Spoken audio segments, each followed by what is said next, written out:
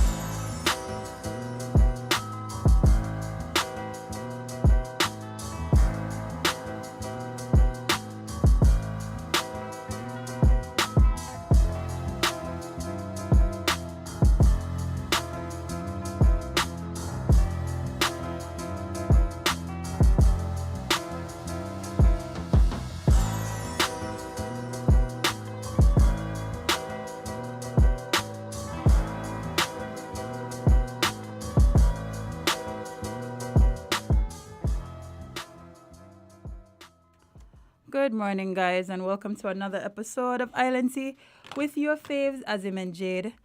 Good morning. It's Monday, the 22nd of August. Wow, August behavior like it has somewhere to be. It is out of here. We're literally just a few more, like, 1 week? One more week for August, and then we're into September. August flew, man.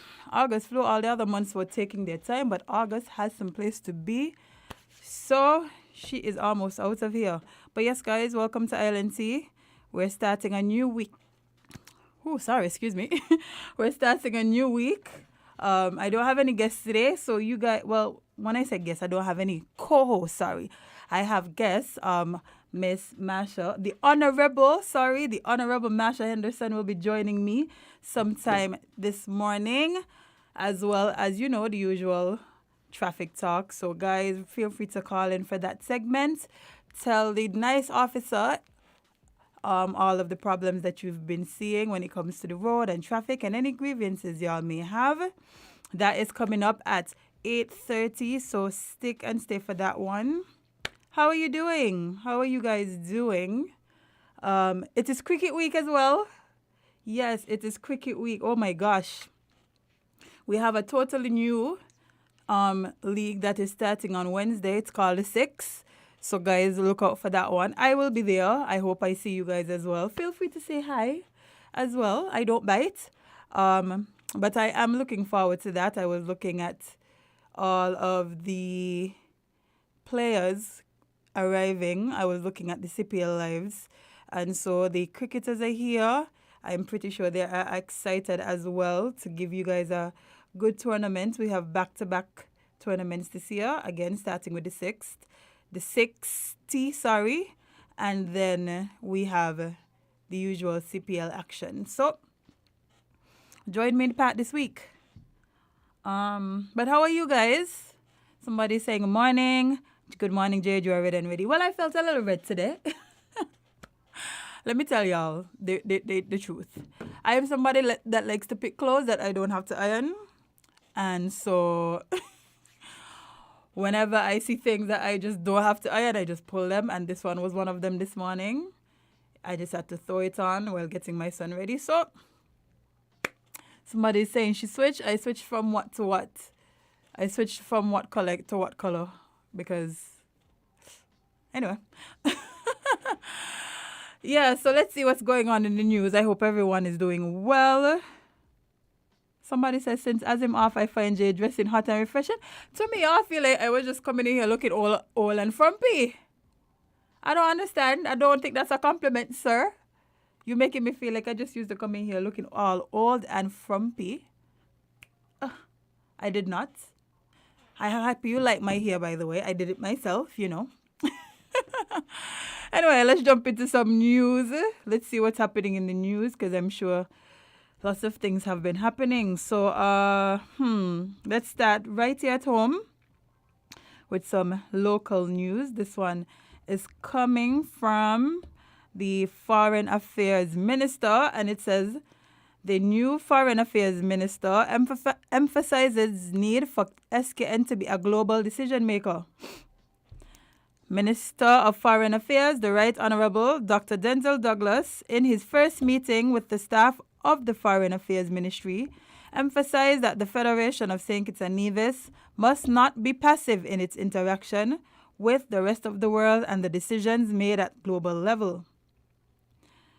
We intend not to sit by and just let the world make decisions for us. We want to be a part of those decisions, and we want to make decisions that the rest of the world will understand and appreciate what we are doing, said Dr. Douglas in a video from the Government Information Service. St. Kitts and Nevis has no natural resources to export like Trinidad with asphalt, oil and natural gas in Guyana, the discoveries of oil wells recently made, and bauxite in Jamaica and Guyana. The Foreign Affairs Minister highlighted that we have one crucial resource that we should not neglect.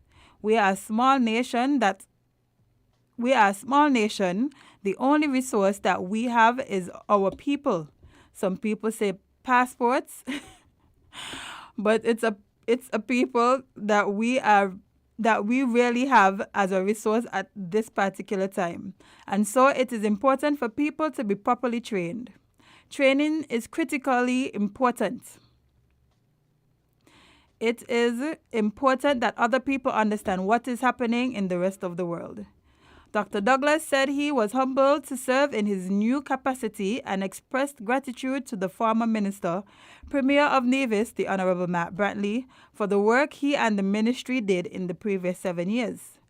I want to thank the former Minister of Foreign Affairs, that is, Premier Matt Brantley, for serving in his capacity, serving the interest of the people of St. Kitts and Nevis and the government of St. Kitts and Nevis in this particular capacity for, I think, the last near 7 years. Of course, a lot has been achieved, but what we would want to do now is build on that which has been achieved from the standpoint of the Ministry of Foreign Affairs. See, first of all, I'm happy that, he recognizes that we have done a lot. The ministry has done a lot under the leadership of Premier Matt Brantley, and he congratulated him on that, and he also recognizes that we only have people. We are such a small country, I think one of the smallest in this side of the world, and so we have to get creative. We have to get creative in the things that we do, the way that we sustain ourselves.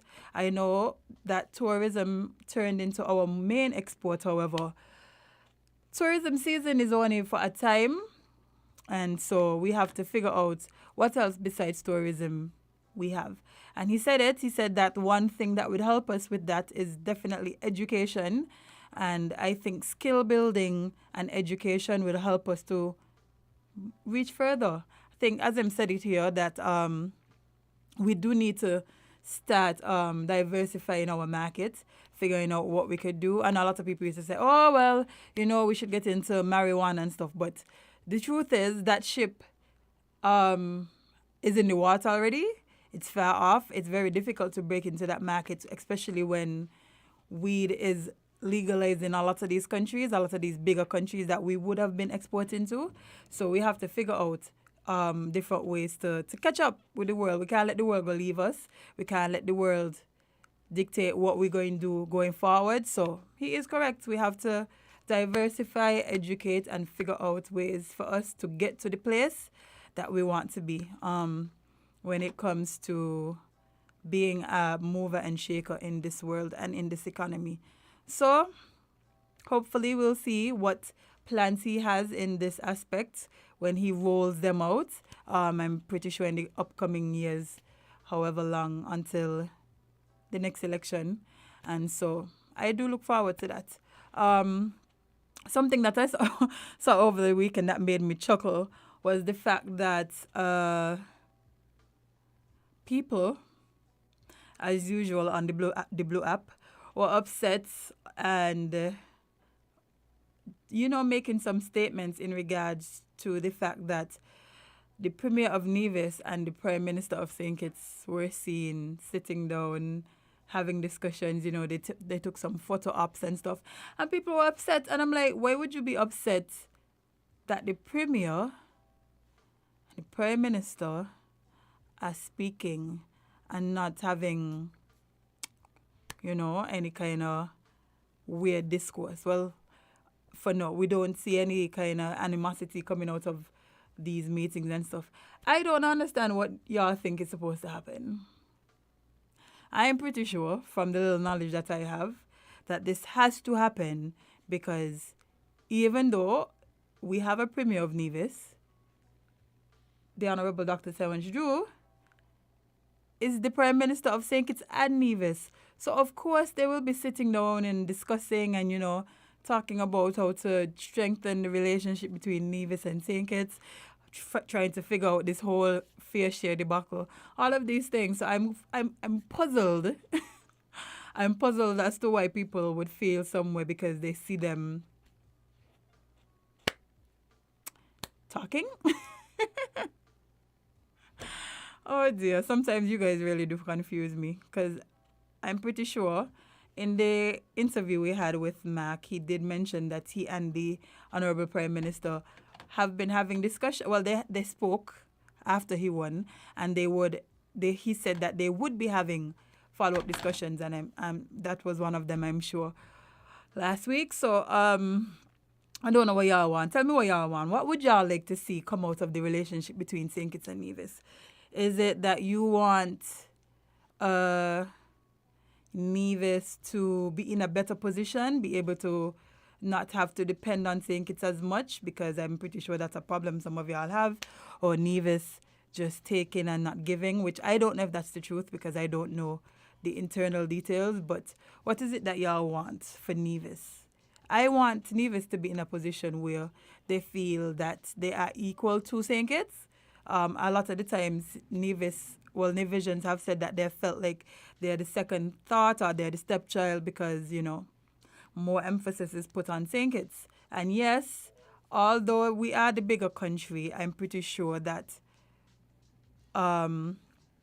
we have to pay more attention to what's happening over there. We don't want Nevis to start feeling like they're the stepchild or, they're not being taken care of, or the resources have been shared or they're not being developed like St. Kitts. Opportunity is not being given to them just like St. Kitts. We really don't want those things. So let's just, let them work it out and hope for the best.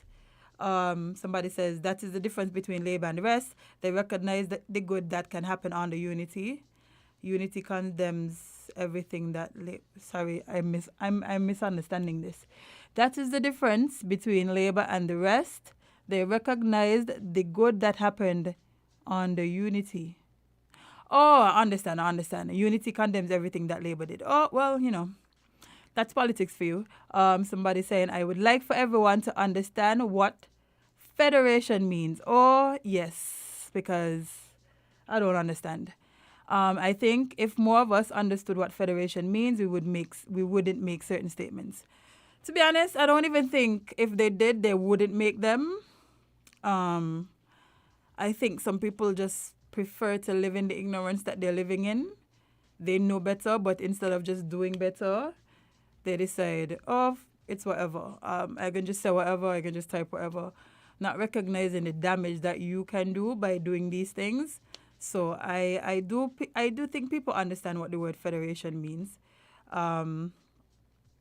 And so they just need to honestly just do better. Somebody saying, Mark is a snake, he can't be trusted. Well, guess what? He is the premier. He is the current premier of Nevis. What else can be done but try to work with him? Your feelings aside, what would you like to happen? because you can't say don't let him do his job because you don't trust him, because then you're going to say he's not doing his job. So you have to let him do his job. You have to let him do his job to the best of his ability. Yes, we're not going to agree with everything he does, and we're not going to say, well, everything he does is right. However, he still has a job to do. And so they both have to work together at the end of the day for the betterment of the federation. And that is just it. Somebody says, because they expect you to cement the pepper in the rice and bone and the bone in the soup. No, small-minded people. Cleo, I've never heard that said in my life. I've never heard that said in my life. It says what? They expect you to cement the pepper in the rice and the bone in the soup? No. I don't know what I mean, Cleo. I'm not going to lie to you. I have no idea what that means. But you're going to explain it. I'm pretty sure you will. Yes, they have to work together at the end of the day. That is just it. The people put them in that position. We, the people, put them in that position. So we have to trust and hope and make sure that they do their job. If you guys don't like the job that they're doing, all we have to do when we have elections is put somebody else there. That is it. That is all. We really don't have a choice. Yes, Cleo, I am young. I am just 30 years young. But I honestly don't know what you just said. I'm pretty sure the older folks probably understood, but I can tell you for me, I don't know what you just tried to tell me. So, can you just break it down for the younger minds? So what does that saying mean? It's very interesting. I've just never heard it before. Good morning, Gawain. You're on the other side. You're back in the comments. You're on vacation still? Actually, come join me, ain't it? Well, I didn't think about it at the time, so everybody gonna just have to be on the live while I'm in here. But yeah, again, what do you guys want to see for Nevis? Remember, you can call in and tell me. A lot of you Nivisions listening, call in and share your thoughts, how you feel about what you would like to see the relationship developing between St. Kitts and Nevis with the new Prime Minister and the Premier. I realize election must be around the corner because every time I go on Facebook, all I see is campaigning. Campaigning from the Nevis side. Things are clearly heating up. We definitely have to have I'm sorry, she's not the Honorable, but Dr. Janice Hodge back on the show because we had the Honorable Premier Matt Brantley. So we have to hear from Dr. Hodge and her camp. We also have to get some of the other candidates from the CCM camp on the show to speak to us and to try to help them to convince the people of Nevis why they should vote for them. I want to hear why. I am not over there making any decisions. I can't vote over there. My political time has come to an end. Election has finally passed. Hope we don't have to see it again for the next 5 years. But yeah, it's Nevis's turn to make whatever decision that they feel will be right for them. Somebody say, before I read this comment, let me head to the phone lines. Good morning, caller. You're live. Morning, Jade. How we doing? I'm fine. Good morning. Somebody just asked me on the live. Yeah, man. You asked about what it means, you know? What means? Oh, the saying that, yeah, I've never heard that saying in my life. You're going to tell me what I mean? Because I don't know. I've never heard it before. Yeah, it is, for centuries, not really centuries, but for ages, the Nevis and St. Kitts, especially under the Labour Party, have not been able to come to common agreements. Because, in terms of the development, you would have heard the same problems Anguilla had, Nevis had. They were underdeveloped, while much more was being done in St. Kitts. Even though it wasn't a magic, you understand? And so, of course, Nevisians who unlike the Anguillans, were able to come to St. Kitts every day to buy and sell, the differences were quite evident. We had lights and water and road and electricity and phone and so, while they didn't have it. Oh. Of course, the division legislators would come to the National Assembly and hear the disagreement. Mm-hmm. And it was alleged that Mr. Bradshaw, somebody told me the statement ascribed to him was actually said in Sadler's. Somebody told me so, you know. Mm-hmm. You know, we just said, I'm going to get you, what I'm going to do to you. Mm-hmm. So, for Nevis, they were going to get bone in their rice and pepper in their soup. Oh. I mean, they were going to get something to deal with. And Anguilla was to be made a desert. Oh. You understand? These are statements ascribed to Mr. Bradshaw in response to kind of divisions always say they're going to secede. Mm-hmm. Because, unfortunately, some people don't know they were not always together. Mm-hmm. And if you're now single living by yourself, right? If you're forced to go back in your mother's house, I mean, the ways you had them, so you can't carry them back in there. You know what I mean, right? Mm-hmm. Your mother might allow, she said, no, turn down the music. Lord, them kind of music there, you know what I mean? Yeah. You all have the same kind of taste. Mm-hmm. So the thing continues and has been fueled. Instead of people trying to cool it down, you know, make some amends. There are still people who are determined, or even now, want Dr. Joseph say, to go and give Nevis some punishment. Punishment for what, though? For the people wanting their right.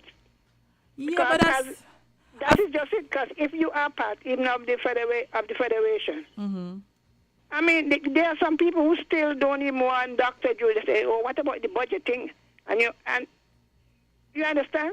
Well, to be honest, we can't please everybody at the end of the day. We cannot. That's not how it works. Some of them supposed to know better, right? Supposed to and know better is two different things, you know. Yeah, and the things they say, oh, you know anything for Mark. Daddy Mark could live. They don't answer that Mark could live. Mm-hmm. Mark is a professional. He's fighting for his people. Any division would fight for their rights. And so, because I am waiting to hear if Dr. Joke follow them, because remember, they're accustomed to get the monthly subvention, Mm-hmm. So I want to know if he's going to withhold it. But why would he? I expect better of him, I don't, listen, to be honest, right? I expect better of him. Oh, sorry, let me let you finish and then I'm going to say it off you. Now what I'm saying, right? I expect better of Dr. Joe. He doesn't have to follow those people. Because at the end of the year, there can be no progress if we keep going backward. And there is no question about Nevis's claim to a fair share. So all those, and one man can't be trusted. Well, it's 3 seats, he was one. So obviously somebody wasn't paying attention. He won 3 seats in the election just the other week. And it is, Doctor, you don't I tell them already, don't take on all those here who got the axe sharpened. They want retaliation and what he must go do Nevis. They forget clause 113, whether we like it or not. It's still in the Constitution. And I believe Dr. Joe is a young man. I don't think he could carry all the old burden, Oh, my grandmother and she grandmother never used to get along. Don't make any sense. Anyway, happy birthday to my great niece. Happy birthday to her. Yes, Kurt, my sister Carol, granddaughter, your only granddaughter, she had a birthday today. Yeah. So, Janaya, if you're out there listening, and Kurt Williams, her father, happy birthday to Janaya. Indeed, happy birthday to her. So you don't let them gain no rights no pepper to carry up, because when you're going to you have good times, right? Of course. Yeah. All the noise they're making, they're flocking. So your peace, election done. You win, celebrate. We congratulate you.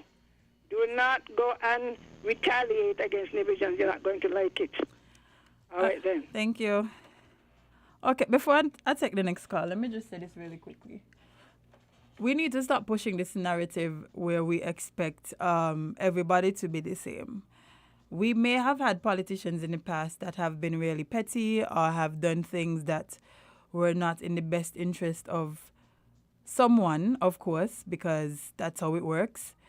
However, I don't feel like after going through that election cycle, we can really sit here and say, oh, the prime minister that we have now is a man that would be somebody who will try to victimize people, try to punish a country that he is also in charge of for whatever petty things happened before. We know that's not how he is because we all voted for him to be prime minister. We've heard him talk, we've seen how he behaves, we've seen the interactions. If we felt like this is how he was going to be, I'm pretty sure that we wouldn't have voted for him. And so I feel like there's lots of negative things that we keep putting in the air. It's unnecessary. It's very, very unnecessary. And it's quite annoying because like we're not giving people a chance. We keep talking about all these things that don't serve to make the country better. We do not talk about the things that try to push the country forward, develop the country, and all of these things. We're just talking about, oh, I hope this person in India doing these things and going to be that we hope they're not going to try to backstab this person or trying to treat this person or disenfranchise this country. Like we have to get away from that type of mentality, because if we don't, then we will just continue to go back to the same cycles every election cycle. Like we have to at one point realize that people need chances. We had an administration before. You guys said that they were not the best. We took them out. We changed. Let the new one get a chance. I'm so tired of having to go through the whole spiel of, oh, this happened and that happened and that happened. Okay, it happened. How are we going to move forward and make it better? We can't just keep reflecting on things from before I was born and use them as reasons why we should be angry today. We have to let them go. We have to let them go and move forward unless they are continuing to happen. It does not make sense for us to continue to lament on things that happened in 19 whatever. It is ridiculous and it does not help. It does not get us to a better place. It does not help the relationship between St. Kitts and Nevis. It does not help us to develop as a federation. And if we want things to get better, we ourselves have to do better and say better and want better. Not just say we want better and then go back to the same nonsense that we were doing before. That's it, and that's all. Anyway, I have to take a break because my friend from the traffic department is here to join me. We're going to talk some traffic talk. It is Monday. Stick and stay to Island Tea. We will be right back.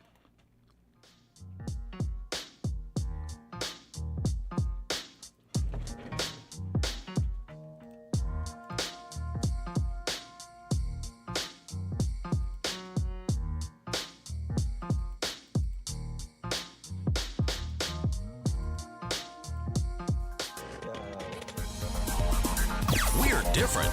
We're 98.9. 98.9. Win FM. Everybody beware, you better prepare. Disaster can happen anytime, anywhere. Everybody beware, you better prepare. Disaster can happen anytime, anywhere.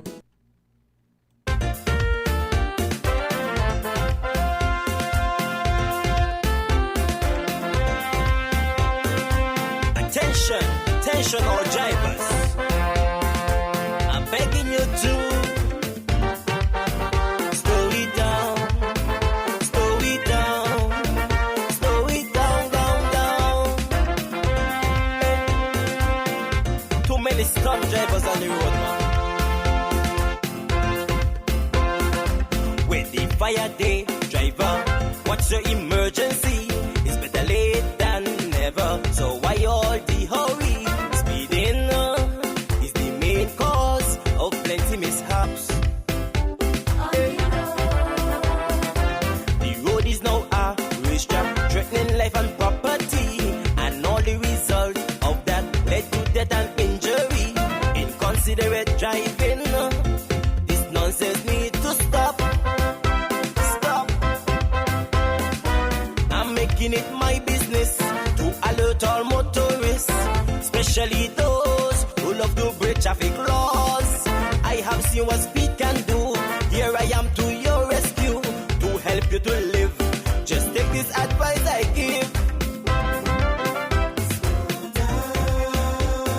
I want in all drivers to take care of your passengers. Be careful on the road. Don't make it an episode. How much more tragedy we have to endure to face the reality. Less is safer than more. I'm begging all my friends.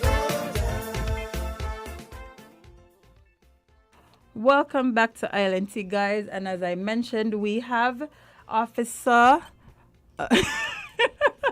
Sorry, your name slipped me for 2 seconds.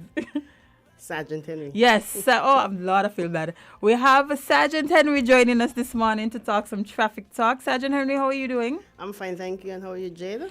I am peaceful. My friend told me to start telling people that I am peaceful. So I am peaceful. Thank God. Yes, indeed. So what do you have for us this morning? I saw that there were some accidents over the weekend. Hope everybody's okay. Yes, there weren't nothing major. Thankfully. This morning I'll be talking about signs again, road signs or traffic signs. Mm-hmm. And why I'm talking about this, because we have 60 cricket coming up and CPL. 60 is from the 23rd to the 28th. Sorry, the 24th to the 28th of this month, and CPL will be from the 31st. The 30th. The 30th. Okay, to the 4th of September. So that's why the reason I'm talking about road signs. And as I said last, traffic signs or road signs are signs erected at the side of a road, of the side or above road, to give instructions or provide information to road users. And these signs are there, as I said, to give instruction or provide information. Oh, you're not hearing? No, it's cutting out anyway. Better? Okay. As I said, to give instructions or information. And when signs are placed, they either tell you what to do or the speed limit. For instance, we have in built-up area, the speed limit is 20 miles per hour, and non-built-up areas are 40 miles per hour. So that's a road sign giving you instructions, and you must follow them. I know some people don't like to follow instruction, but when you follow instruction, it is better for you because, one, you wouldn't be penalized, and two, as I said, speed limit, it will help you to prevent accident or cause of death.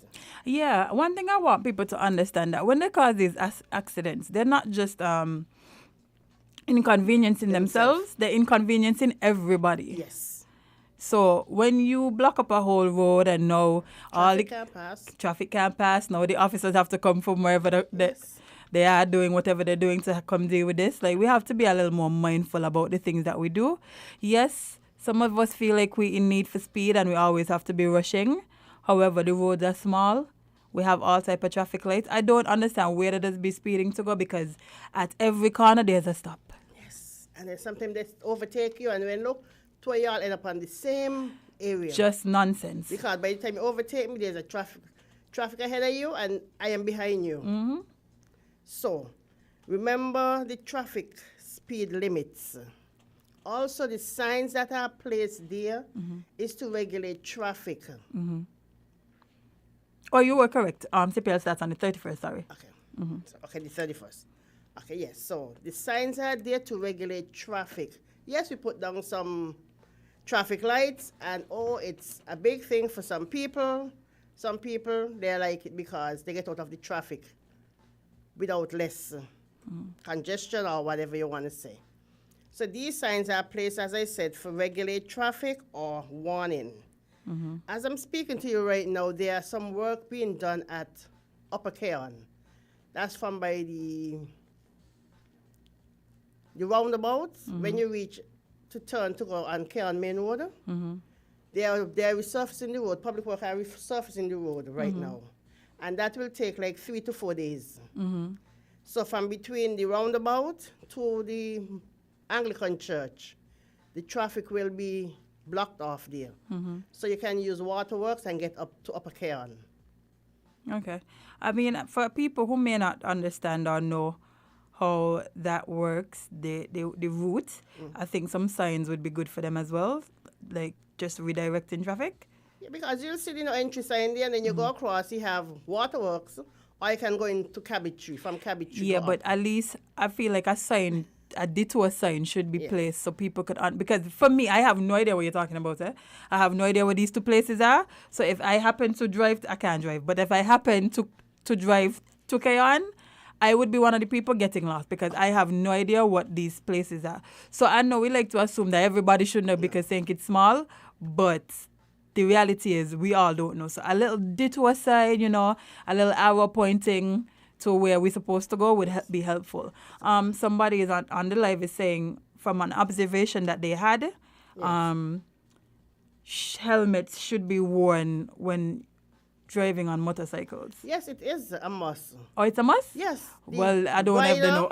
The rider and the pillion rider, that's the one who's to the back. The pillion rider, both supposed to and should and must wear a helmet. Well, It's I an don't know if that's offense. enforced because I don't see many people wearing them.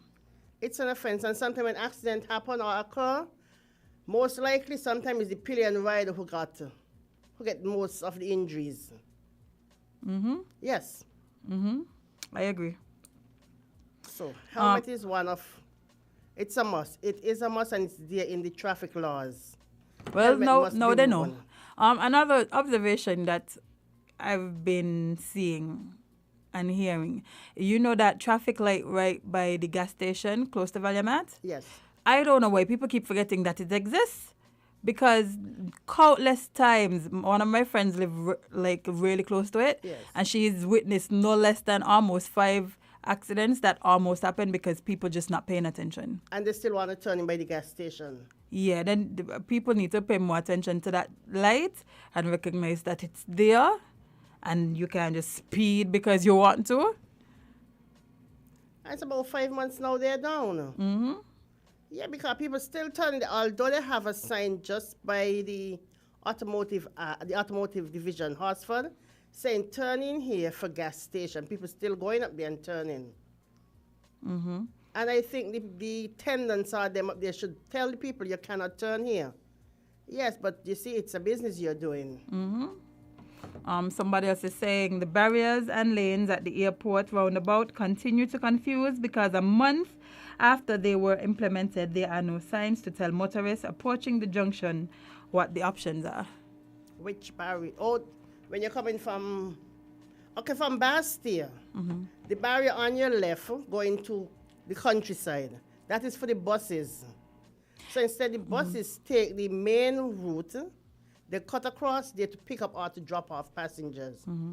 So it won't congest the traffic. And the one on the right is for when you're going to Kim Collins or Frigate Bay.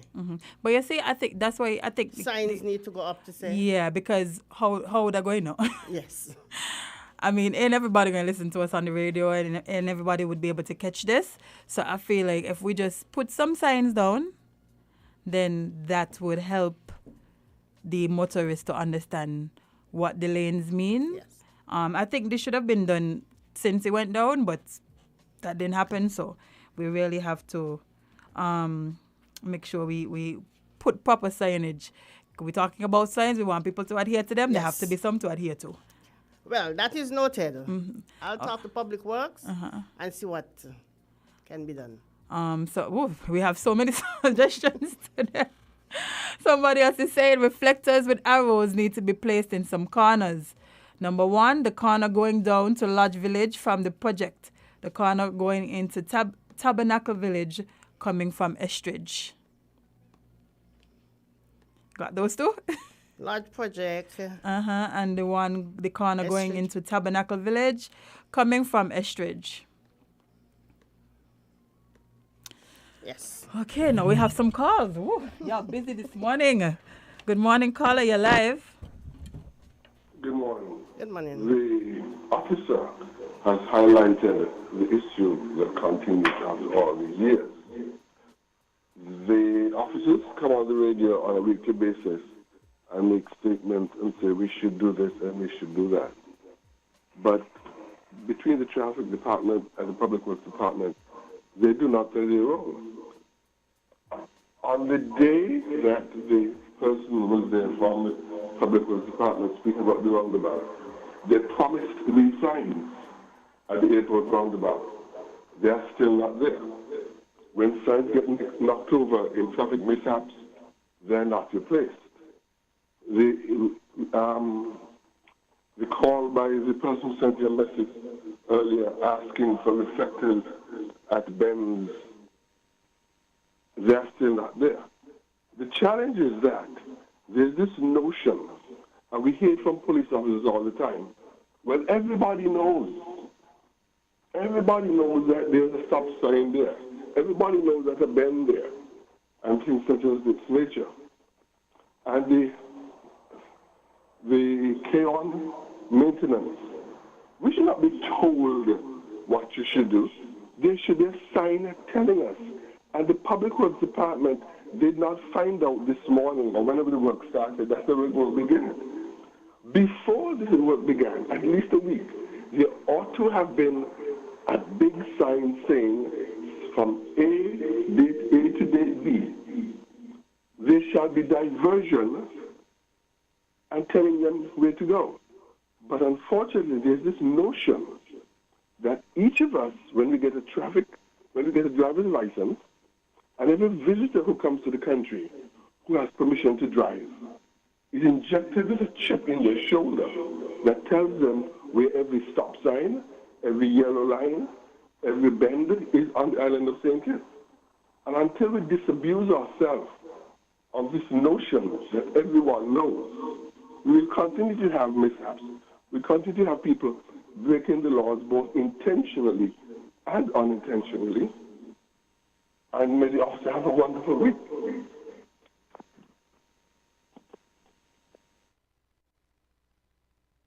Your call. Anymore? I'm not hearing you. Oh, I'm sorry. I was saying that we don't have any other callers at the moment, so you could continue. Oh, yes. We do have another one. Caller, good morning. You're live. Hello, good morning. How are you, Miss Henry? Good morning. Good morning. Yeah, and your family, you all right? Yes, we are. Thank you. Yeah, and Jade, how are you this morning? Happy Monday morning. I am fine. Yes, what I call to remind you, because Pauline, about 2 weeks ago, I told you about this abandoned car way down the road here. Below, I live on the second road of the highway, and I'm going up in the other side, and there's a abandoned car way across here. You don't know, if the reservoir where we used to, if you used to go up there, go to fish when you were small.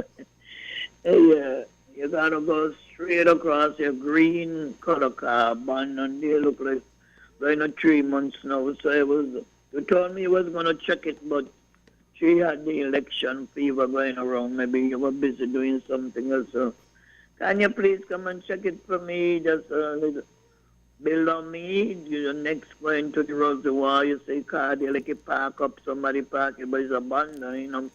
Nobody park, he just left there. You don't know, them students, they say sometimes when they're going back, they used to just leave cars up on them. So I don't know if it's one of them, because some of them live up here too, eh? Buckley's housing project. You can't have to turn off the roundabout, come up the hill, the second road. You meet a road with a shop with a gas. You can see some gas thing there. If you could drive through there and go way around by the housing project, way down in the corner, them new housing, and come, you will easily find it coming back this way on my road. Okay? Yes, caller. As soon as I get off the way, I'll come up there. Okay. Yes. So that caller finished. Recently I was driving up. Is it College Street, Guts? I think it's College Street, Guts. And I noticed that there were some vehicles protruding into the road. They look like they're just there. Probably that need fixing and all of that. But How far up College Street? That's before you get to the roundabout? yes, right as soon as you get to the roundabout. And yeah, so I feel like they may be obstructing traffic Yeah. because of the position that they're currently in. But yeah, that just crossed my mind. Let me get back to the phone calls. Good morning. Oh, we lost that one. But yeah, they're in a very odd position. And I feel like they may be obstructing traffic. Okay. I'll check out that. Okay, let's head back to the phone calls again. Good morning, caller. You're live. Hi, good morning, Jade. How are you this morning? I'm fine. How are you? I'm wonderful. Sergeant Henry, good morning, and how are you doing? Good morning. I'm fine, thank you. Okay. I do not know if anyone called about what I'm going to speak about as yet. The split or the fork in where you come now to the airport roundabout to go to Frigate Bay. If you realize, yes, the wall is painted yellow, but some folks still running into it. I don't know if you guys are aware of that.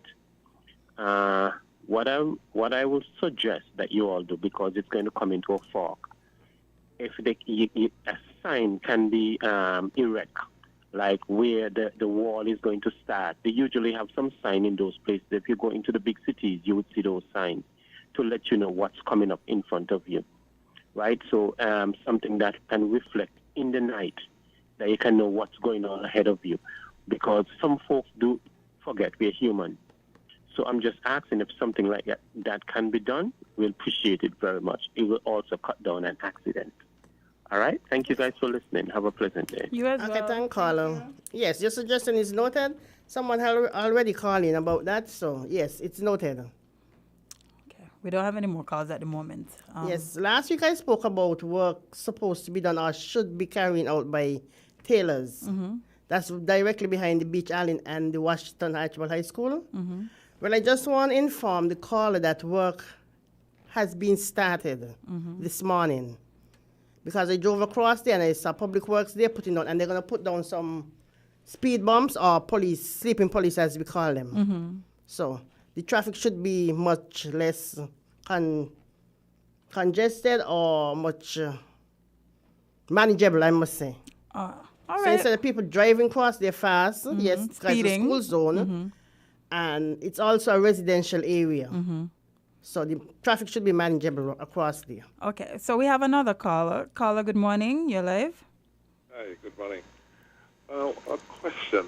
There's some signage there by the corner of Church Street and I think Central Street. From Monday to Saturday, I don't think you can turn left when you're coming down Church Street. Yes. Okay. So what happens is that when you're coming across Central Street from the gut, you see a no entry sign there. Who is that referring to? Is it that you can't go straight between Monday and Saturday?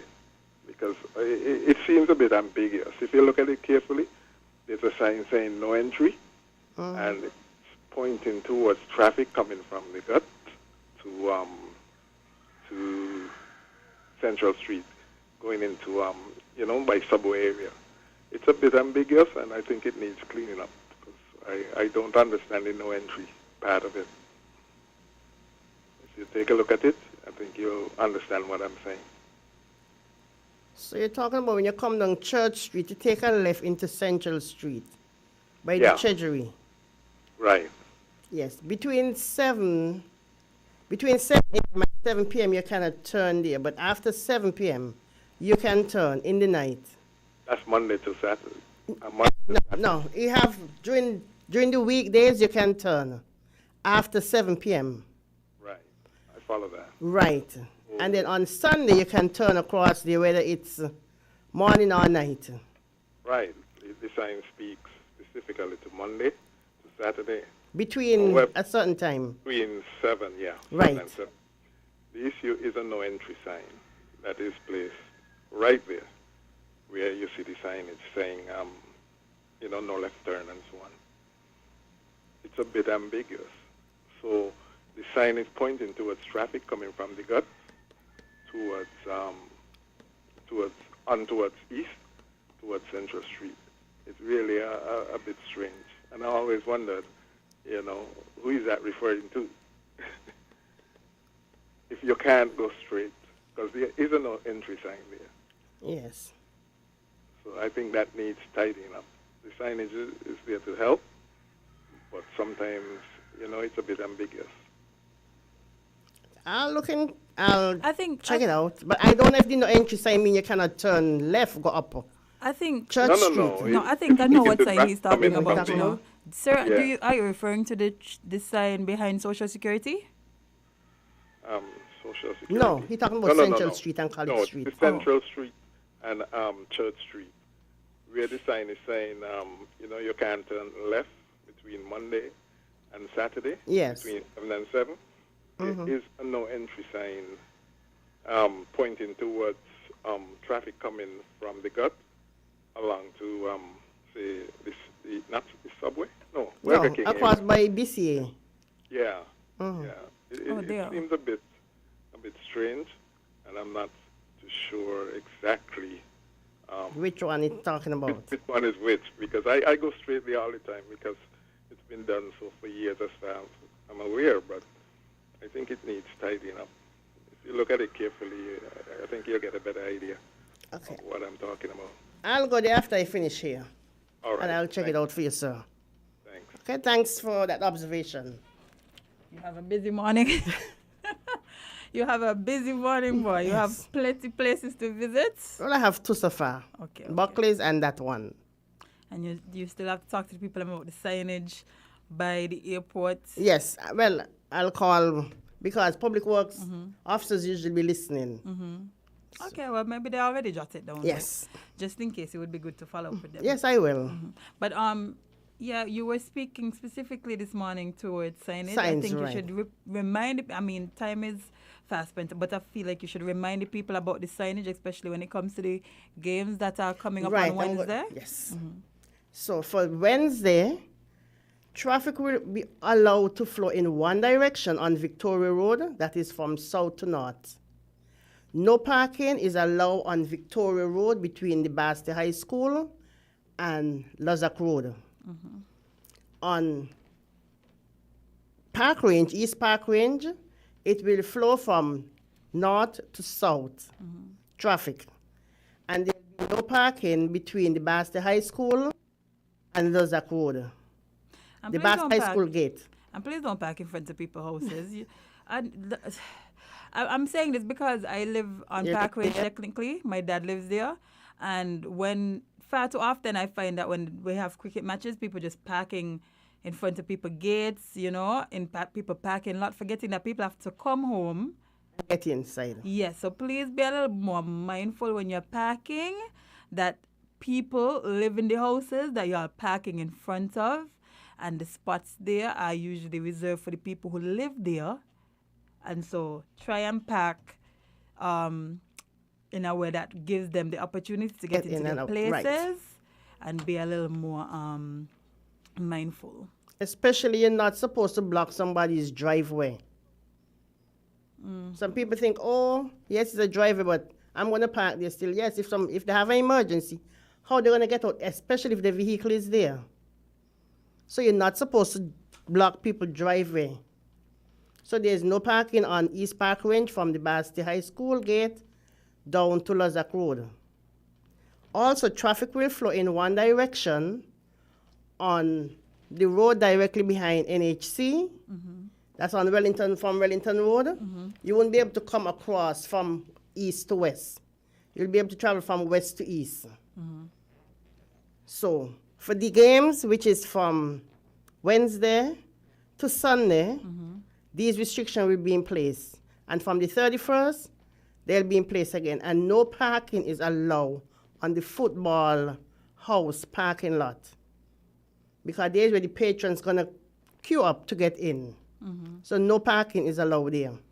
And I'm pretty sure there'll be all type of signage for them to... Yes, and so we always put them out. No, they cannot say they didn't know. The game starts on Wednesday, so by Tuesday night, the signs and the cones will be there to say no parking or no entry. And if you park in these areas, remember your vehicle will be towed. Oh, well. And a towing fee is $200. Yikes. So please, if you don't want to have to give is the money going to the government? No, it's not. It's going to the owners of the tow trucks. Okay, well, support small business. Park there if y'all feel like. Yes.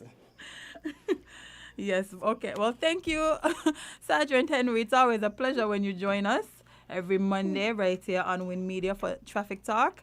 We look forward to seeing you next week for another episode on updates and, thank you for taking all the calls and the suggestions as usual. Yes, and thank you all callers for calling in and giving your suggestion, your concern, and your comments. And all your concern and your suggestions are noted. Have a good day.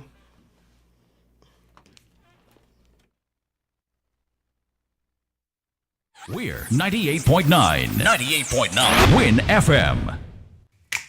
Maybe it's the way the brilliant gold liquid reflects our sunshine, or how the bright blue of its label mirrors the clear Caribbean skies overhead.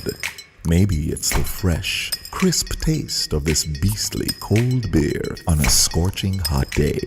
Maybe it's even the way it brings us all together. But one thing is for sure, Carib is very much a part of who we are wherever we're from in the Caribbean. Carib. It's the way we play. Drink responsibly. If you need protection, you need one who you can trust. To secure your investment, you need one who'll do you just. TDC Insurance, you're the one that you can trust. TDC Insurance, you're always safe with us. TDC Insurance is your go-to insurance company for all your insurance needs. We take pride in offering you the best solutions and ensuring our customers are fully satisfied. TDC Insurance, we take good care of you, guaranteeing you peace of mind. You're always safe with us.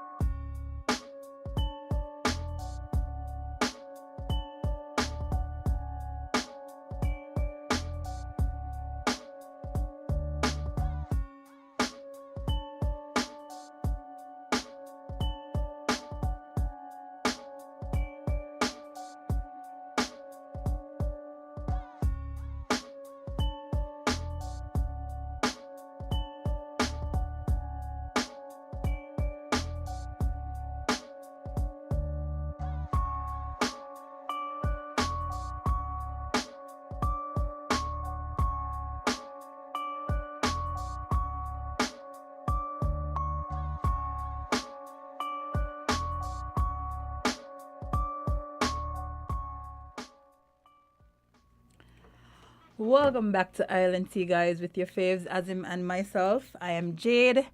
Thank you for joining me this morning, this beautiful Monday. It is quite hot, but it is quite beautiful nonetheless. As I mentioned, that we will have a special guest joining us shortly. But in the meantime and between time, let's jump back into some tea time. Azim, unfortunately, is not here to sing for you guys, but you guys know the song nevertheless. Okay, somebody's calling. I guess they have something to talk about. Let's see. Good morning, caller. You're live. Hey, Jade. Hi. Hello. Good morning. Hi, is this Jade? Yes, speaking. Oh, hi. Jade, I saw you didn't get in on the police program. Mm-hmm. But, something very important, right? Mm-hmm. I know you all were talking about signage and so. I wanted to tell the officer, maybe you could call her, her number, if you could give me it. Mm-hmm. Right? They need to put a sign there saying, give way to traffic from your right. That's the persons who are not in the new piece that they put up there, because this merging traffic kind of thing, it's a big thing overseas. It's happening for years now. Mm-hmm. All right, overseas. I drive in Puerto Rico, and there's a lot of merging traffic going on all the time. But people here need to understand, when they pull in over there on the left, to go through to go Kim Collins. They got to let the traffic pass in on the right pass. So you always got to look. Mm-hmm. Right? The onus is on that driver coming from Connery side to look to see if anything coming on the right side. Give way to traffic on your right or from your right. That's the most important thing. And it needs to be a sign you could see in the night too. Because people will go over there on the left and just fly through, you know. And people who knowing that they have the right of way are coming from the airport roundabout, going towards Kim Collins on the other side. They're going to be flying going too. Yeah. But the one coming through from Connery is the one who's supposed to look out for traffic. Okay. Thank you. Have a good day. You too. I think we do need to pay more attention to the signage that we place. When it comes to traffic, it will help a lot of people be able to navigate while driving. So I do agree that we need some signage placed in places, especially places where we see that there are lots of traffic issues. Good morning, caller, you're live. Good morning, caller, you're live. Good morning, Jay. Morning. Yes, I hope that Premier Brantley was listening to your show earlier when you mentioned that rehashing old wounds for political convenience was not the way to go. Caller made the point that we can't progress by going backwards. And then, unfortunately, she proceeded to talk about the hearsay, bones in your rice, pepper in your soup, nonsense. That's since the 1960s, okay? That does not help. What would help is more transparency in the relationship between St. Kitts and Nevis. For if there is transparency, then trust can be verified. Brantley, for instance, didn't know the extent of the CBI receipts, so he couldn't determine exactly what was Nevis's fair share. All right? I mean, for all we know, I mean, you've been to Nevis. Do you see any difference in standard of living between Kittitians and Nevisians? Some people may even say Nevis, in terms of their housing stock, is more developed. Okay? So maybe it is that, for all we know, if you were really supposed to put all the pie together and then divide it as per population size, for all you know, Nevis might owe St. Kitts a fair share. You never know. And that's what I'm saying, that we need transparency. What I would like to see happen is a comprehensive constitutional reform that takes all these things into account, so that the loopholes in the Constitution are closed up and this revenue sharing thing be settled once and for all. There's also the political side that needs to be settled in terms of, suppose a party in St. Kitts end up with 5 seats. Okay? You would think that, well, that is what Kittitians want. They want a government consisting of those 5 people to at least look after the affairs of St. Kitts. But yet, you can have a result in Nevis that can mean that Nevis can frustrate the wishes of the people in St. Kitts. And things like that need to be taken care of, otherwise we'll always have strife. Okay? So need to sit down. Mr. Brantley has a clear mandate for St. Kitts. I think Dr. Jew has a clear mandate for Nevis. They should sit down and negotiate what exactly fair share should look like. Everything should be open and transparent, so you don't have to be finding out from all kinds of different sources what things like CBI receipts are, what the total revenues are. You know, we need honesty and openness in the relationship. And once we have that, I think we'll be just fine. But we can't just keep kicking the can down the road and saying that Nevis was neglected in the past, etc. They're certainly not neglected now. Not on the surface anyway, not from looking at both islands, right? But these things absolutely need to be settled, and there's no way forward except for Dr. Drew and and Premier Brantley to talk and iron out these things. And actually, it should be expanded to include more people, including the oppositions in both countries, okay, and civil society. So we end up with something that is fashioned not between two people, two men, okay, that's going to be out of power, in the next, certainly they won't be here in the next decade, I think, okay. It needs something more binding and that has more depth than just an agreement between two men. Okay. That's what I think.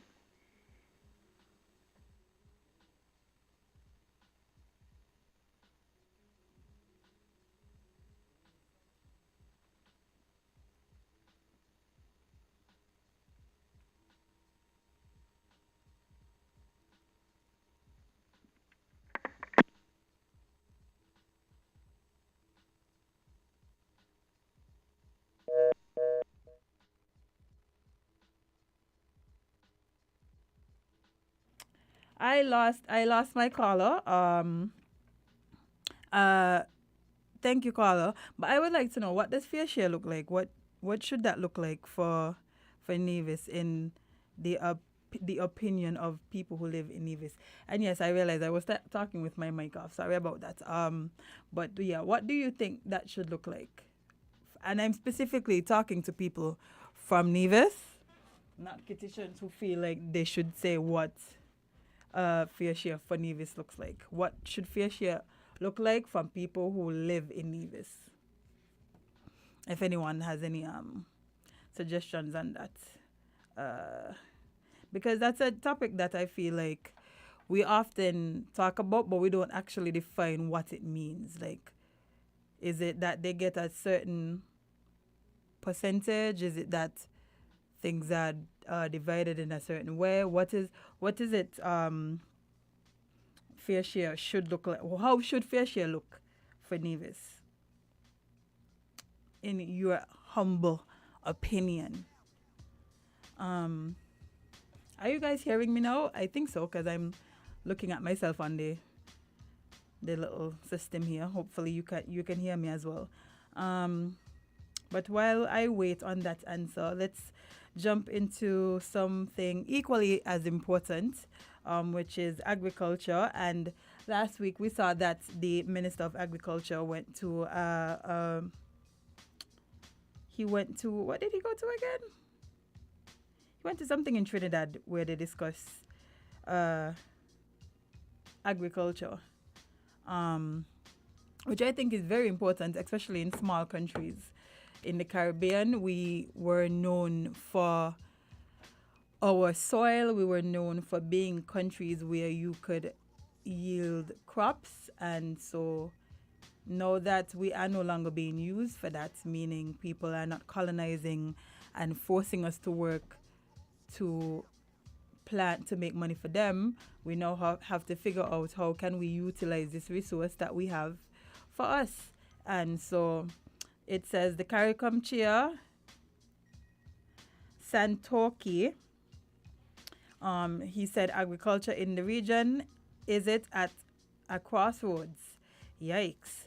Suriname president and Caribbean community chair,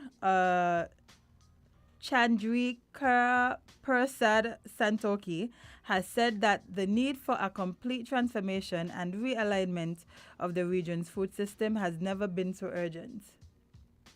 Agriculture in the region is at a crossroads, the CARICOM chair said. While we recognize the challenges, we must focus on the opportunities, he told Friday's opening of the Agri-Investment Forum and Expo 2 at the National Academy of Performing Arts in Port of Spain, Trinidad. Yes, that is what Honorable Samuel Duggins attended. According to the Surinamese leader, this requires the region to press the reset button, in several areas that he outlined. They included agriculture, finance. Oh dear, I've lost my article. But that included agriculture, finance, and climate smart agriculture, water management and use, food security, border and cross-border investments. All important. Again, we, especially since COVID has shown us how easily it is for us to be in a situation where we may have to figure out how to get food because the boats weren't coming and that sort of stuff. Inflation in prices, all of these things contribute to why we must be able to feed ourselves. We have to be able to sit down and figure out a plan. Okay, we have X amount of farmers. We need to make sure they have all the tools to be able to grow and plant and sell and provide for the country, the region. If that's possible, if we could start exporting, because that is one way for us to be able to earn money. But it has to start at home. And not for nothing, one thing that we may have that is quite unique to us when it comes to problems with agriculture is the fact that we are overrun by monkeys. We have to be able to deal with that issue, so then we can then deal with the issues of getting more crops available, figuring out spaces that we can put farms and all of these things. But yeah, we have to start with the monkeys. And I'm sure when Honorable Samuel Duggins joins us on the show again, we can discuss some of the plans for agriculture. But in my opinion, that has to be dealt with.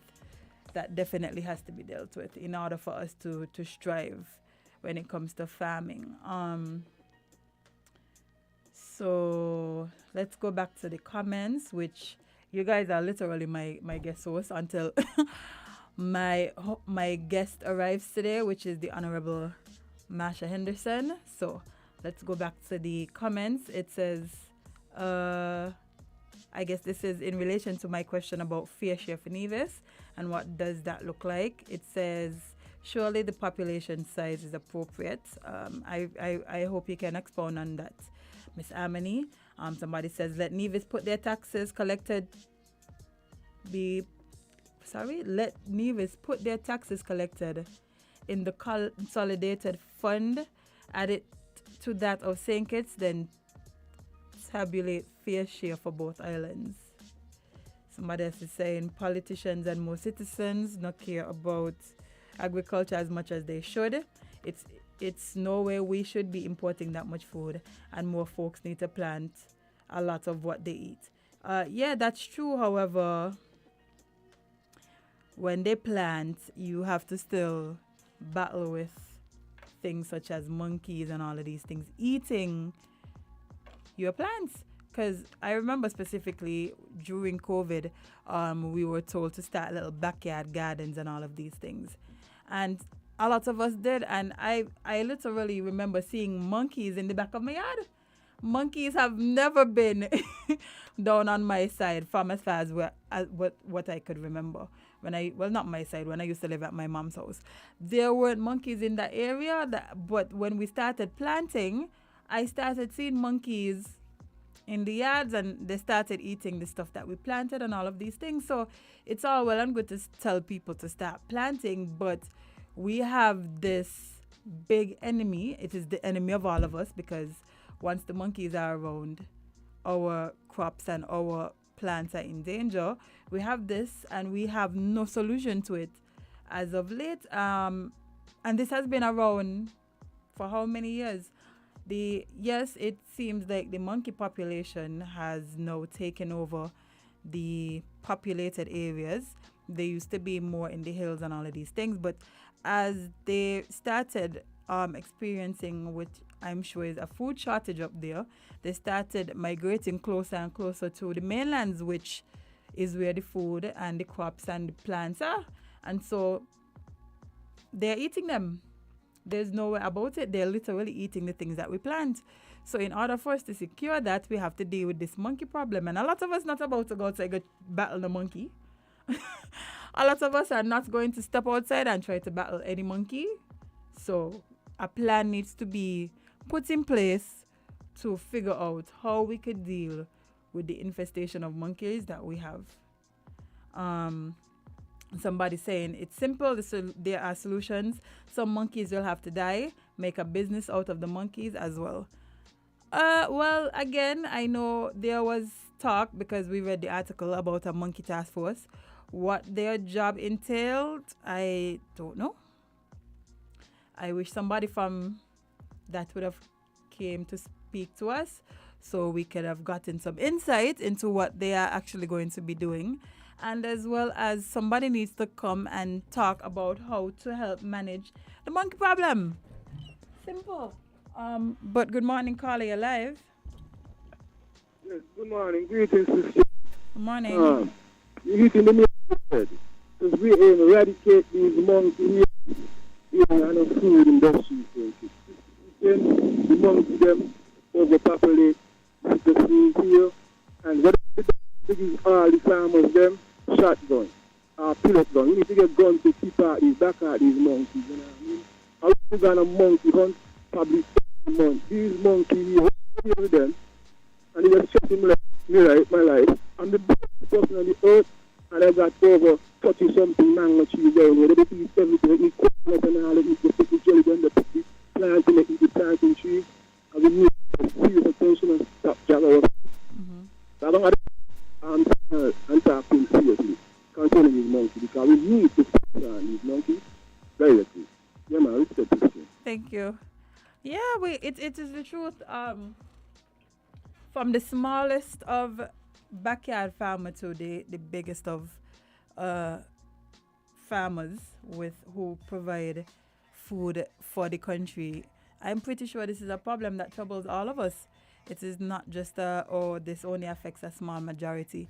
It must be affecting a lot of us, because again, if I could see monkeys where I am, I'm pretty sure the big farms have problems left and right with monkeys invading their farms, eating the stuff, making it difficult for them to reap all the hard work that they are putting into these farms. Somebody saying when you rear animals, you have to deal with dogs killing them, mismanaged animals that invade the farms and home gardens, and prettier larceny, people stealing your crops and animals, among other challenges.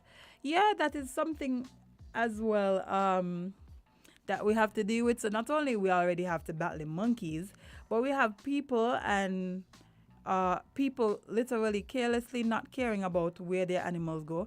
Time and time again, I passing on the bypass road and I just seeing herds of sheep and all of these things just passing, roaming around the place. And I'm pretty sure if those animals get into people's farms, it's going to be a headache for them. And who is going to account for that? Who is going to pay for that? So we have to take better care of the animals that we have. We have to figure out a way to be mindful when it comes to letting them just roam about. We can't just do that because people have farms and other things that they put hard work into, and they don't want them disrupted because you just decide to let your animals roam about, or you're not securing them properly and they get away constantly, and now they're in somebody's farm eating up the vegetables. What are you going to tell them? What are you going to tell these people? We have to do better when it comes to that. Sorry? Oh, sorry. I saw canned monkey meat and I instantly felt sick. Oh.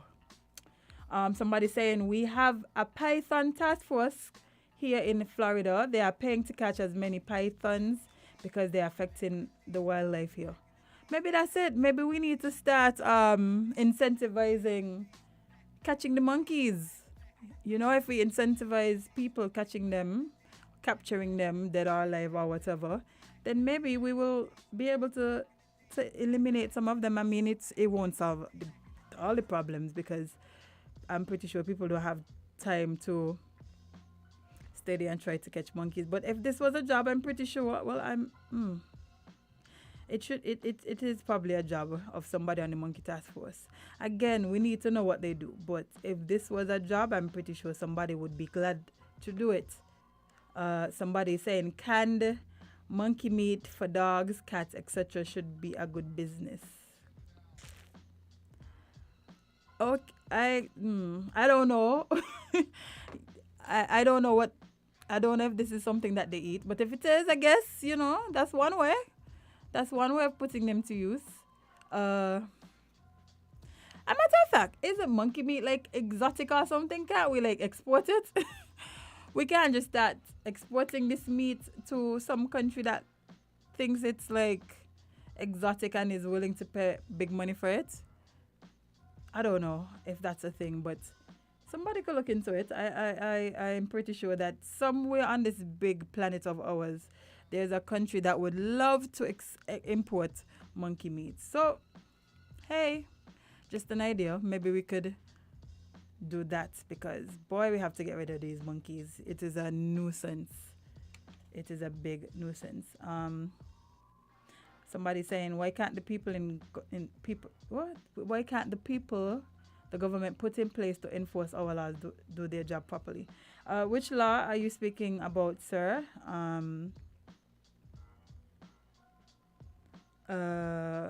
Then we could have a discussion. I'm not sure which law you're talking about. Somebody saying, well, people do eat monkey here as well. I don't know how much. I don't know how much people here does eat monkey. I know some people do, but I don't think it's like a popular meal. So, because I for sure not eating monkey. So again, I'm pretty sure if some of us eat it here, there's other countries that may want some, Let's see if we could get some over there. Oh, sorry, Mel, happy birthday to you. I hope you have a blessed day. Send me some cake. Somebody else is saying some of those animals are too old anyway and will have to die as well and sell the meat. They come in your land and destroy your food. Then they become food as well or a money source. Things are simple. There is always a solution to things in life. I agree. There must be a solution. You cannot tell me we cannot figure out how to get down the monkey population. You cannot tell me that is not something that we could do. There must be a way for us to decrease this monkey population and to protect our crops. Because again, agriculture is super important for any country. People need to eat. People need fresh food. People need healthy food. So, one, we already know that we have a big issue when it comes to diseases such as obesity and hypertension and all of these things, which means that we have to be able to eat better for us to decrease these health risks. The only way for us to eat better is if we eat fruits and vegetables and watch our diet. Now, we often know eating healthy is quite expensive. One of the most expensive things you could do is try to eat healthy, because if you go to the supermarkets and look at the prices for things that are deemed better for you, they are up there. Some of us cannot afford to buy those things out of the supermarkets. So we have to be able to have fresh food, have healthy food, have affordable food, but we have to deal with the issues of getting it to grow, which is the monkey population. The monkeys are going to keep us fat, so it's either us or them, and I don't want it to be us. So please, let's figure out a way to deal with this monkey problem. It is ridiculous, and it has been going on too long. Sorry, somebody said, huh? At the Anglican Church in Antigua, every year people line up to buy the monkeys too. Well, send the monkey to Antigua. Since they want to eat it, send the monkey meat to Antigua. See, we have one country that clearly is willing to eat this, and it's right there.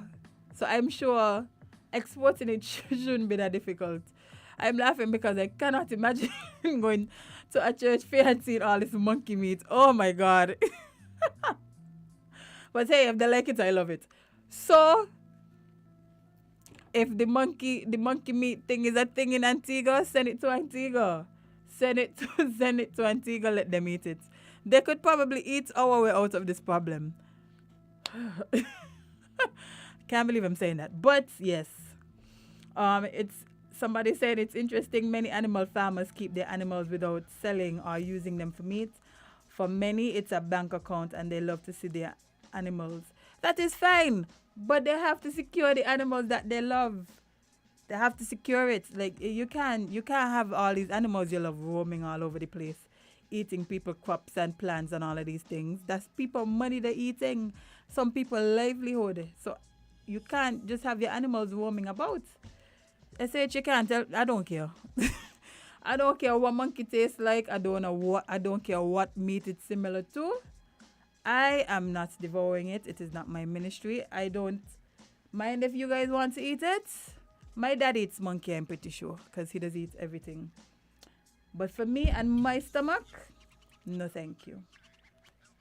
Somebody saying, can we get a monkey sanctuary? I know when they catch pythons in the Everglades, Florida, they are placed in specific areas. I'm going to ask a few of the Mexican farmers here what they do with the monkey issues. Yes, find out first.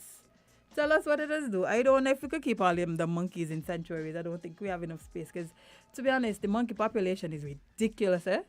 Like, honestly, ridiculous. Tree mutton is often available at fundraisers here in Esken. I just don't give me none. That's all. May knocking it, but just don't give me none. Your healthcare is much cheaper on the front end. It's better to pay the expenses up front than the doctor bill at the end. That is true. However, some of us just don't even have the money for that or the doctor. So in order for us to be able to eat properly and live, we have to grow our food. And for us to be able to grow our food, we have to get rid of the nuisance. Somebody is saying if the scientists were to say that monkey increases sex drive, then we would no longer have an issue with monkeys. Who is we? Gwyneth, who is we, ma'am? No. Speak for yourself. This is not a we thing. This is a you thing. Clearly, if they tell you that, then you will be out here eating all the monkeys. But for me, I'm fine. Not knocking it, but I am fine. We have a caller. Caller, good morning. Oh, we lost that one. Let's go back to the phone line. Caller, good morning. You're live. I would like to suggest. Sorry, caller, can you turn on your radio, please? Yeah. I would like to suggest that the government have a game season when people can go and shoot monkeys and other pests around the place. Wild dog and all them things. Have a season. Some countries have a season when you can do shooting, you know. Mm-hmm. Yeah, that is true. I like to suggest that we move quickly and pass a law to have a season where we can shoot some of these monkeys. Mm-hmm. I don't see the sense of keeping all these monkeys in the place. They soon take over the government. Yes, thank you, caller. You hear that? We have so many monkeys that are going to overthrow the government. We have to fix that problem. Somebody else on the live is also suggesting the same thing that the caller suggested, which is introduce a hunting season to control the monkey population. We have to get people who are, well, I agree with that because it's a lot, but we would also have to get people who are trained in doing this. We can't just give people all kind of pellet guns and let them shoot willy-nilly. We have to figure out how to train these people to do that. Good morning, caller. You're live. Good morning again, Jade. Morning. Yes, the monkey problem. Now, part of our problem is tourism, you know. There's a group called PETA. You ever hear about them? Yeah, I heard of PETA before. Yeah. They just got the nerve to threaten our tourism. Listen, we ain't... You understand? We're not afraid... Miss Henry, the country that PETA is in, the people not afraid of PETA. So I'm pretty sure we will not be afraid of PETA. You know, they always pick on countries that think that they could be... When they want to when they create havoc, they run to the government, you know, who want to put all kind of sanctions on you. PETA cannot sanction anything. PETA does not have the authority to sanction anything, Miss Henry. No, but the U.S. government, let me tell you something, see? They're the weirdest thing. They commit the biggest sins, and then they turn around and ruin your economy by putting all kind of sanctions on you. I doubt the US government is going to care about don't us. put nothing past them, please.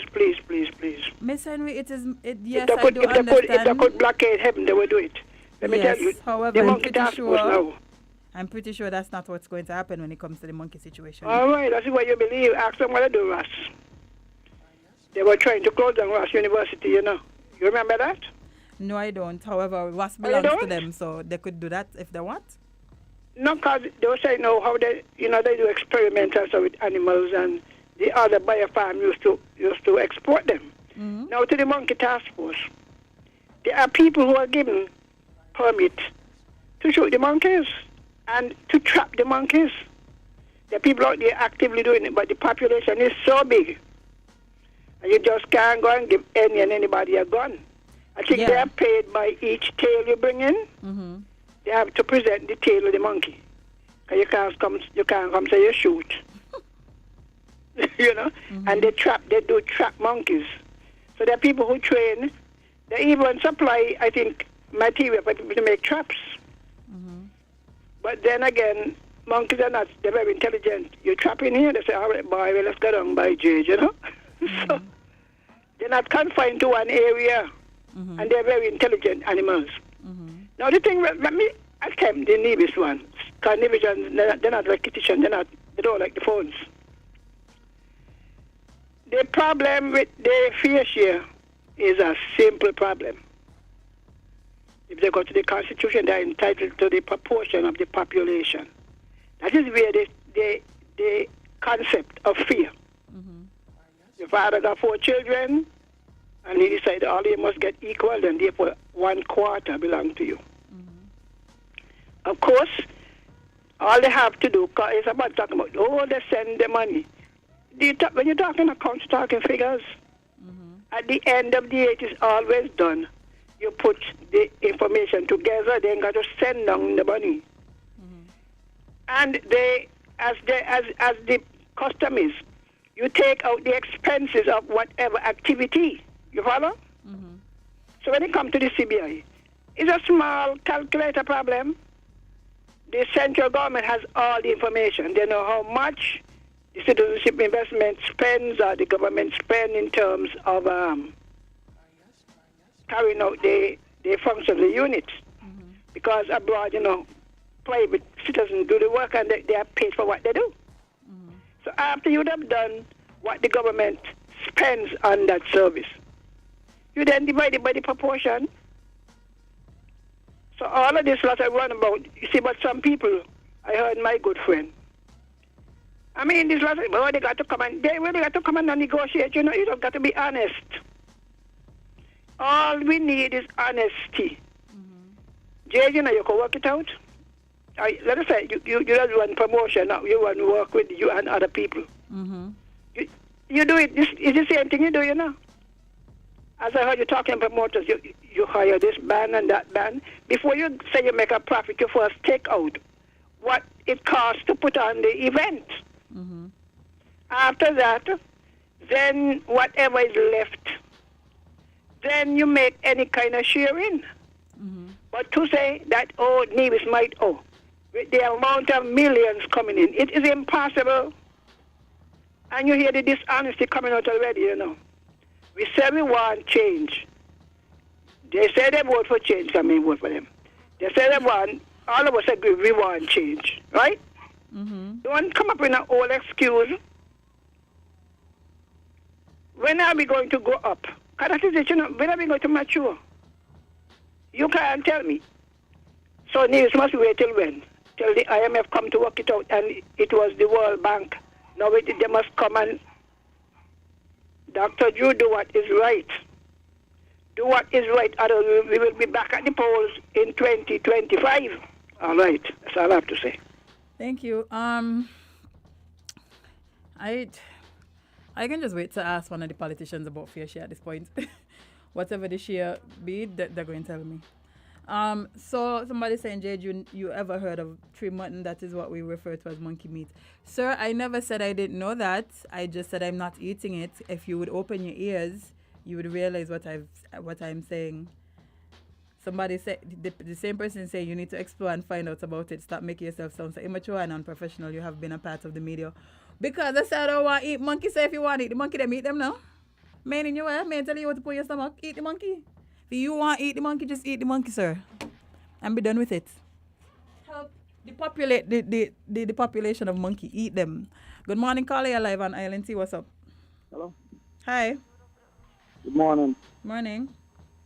Yeah, I just starting to make a contribution on the monkey thing, yeah? Sure, no problem.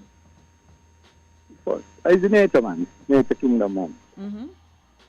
I think about the monkey, then, right? First thing the government got to do, they got to find out that it's the monkey is a national problem. If they find out the monkey is a national problem, they go to cabinet, like they do all the time.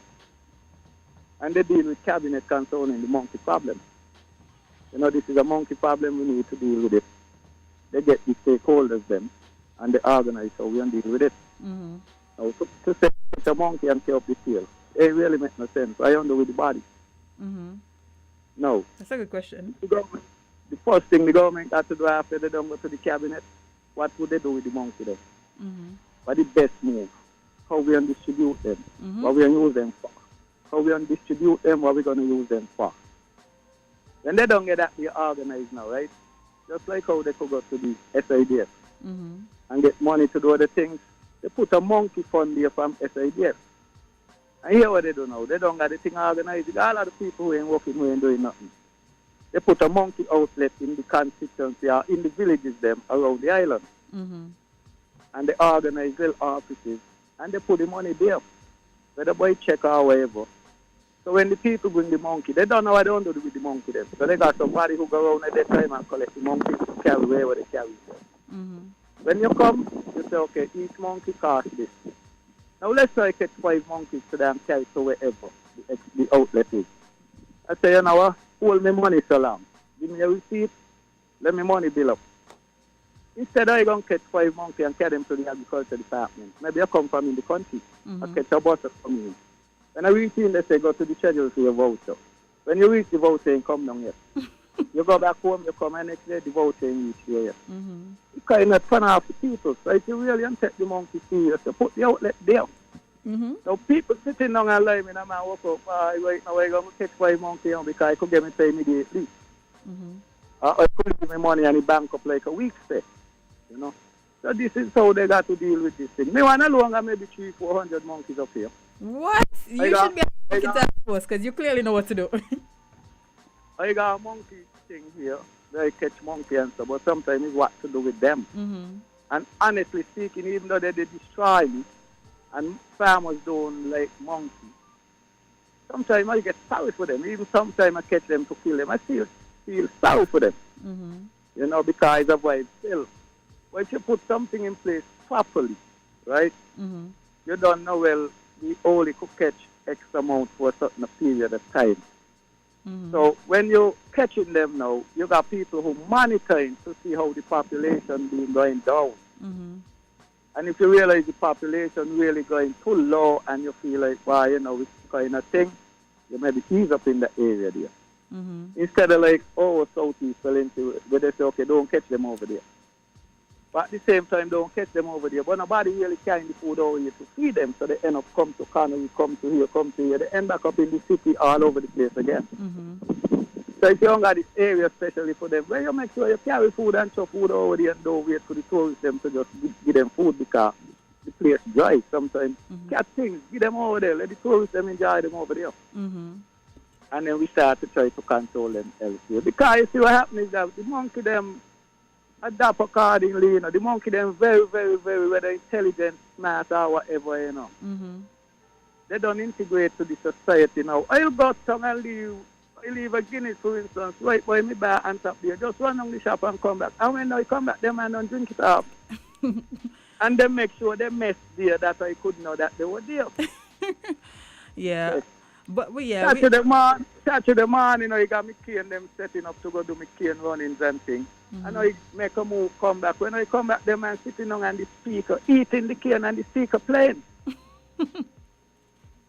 So the monkey already know the difference between natural human voices and voices coming from music. Mm-hmm. So even if you put a device in your farm and leave it playing after a while, they monitor it and they realize it's not moving. Mm-hmm. You just stay in the same place all the time. And they'll dress down and dress down and dress down until they'll end up mash it up. Yep. You put a dummy there, they watch the dummy.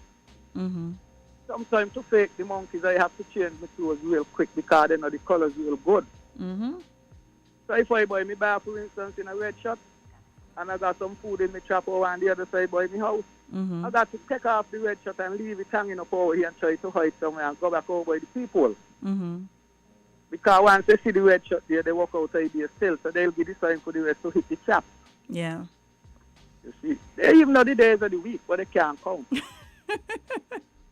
Well, Carla, thank you so much for your contribution. I hope they were listening. And again, I think they should.